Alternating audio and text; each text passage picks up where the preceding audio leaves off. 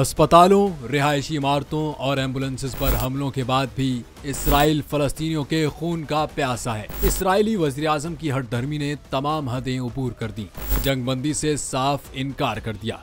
Israeli हमलों के खिलाफ दुनिया भर से इसराइल को जंगबंदी का मुतालबा किया जा रहा है, लेकिन इसराइली वज़ीर-ए-आज़म बेंजामिन नेतन्याहू ने गजा की पट्टी में जरूरी इमदाद की इजाजत देने के लिए इंसानी हमदर्दी की बुनियाद पर बढ़ते हुए मगरबी दबाव के बावजूद आर्जी जंगबंदी को मुस्तरद कर दिया है। नेतन्याहू ने कहा कि इसराइल अपनी पूरी ताकत के साथ ऑपरेशन जारी रखे हुए है और एक ऐसी आर्जी जंगबंदी को नहीं मानता जिसमें हमारे यरगमालियों की वापसी शामिल नहीं है। जबकि दूसरी जानिब हमास ने 7 अक्टूबर को अपने हमले में तकरीबन 240 अफराद को यरगमाल बनाया था, जिसमें बाज़ मुअम्मर ख़वातीन और गैर मुल्कियों को इंसानी बुनियादों पर रिहा भी किया है।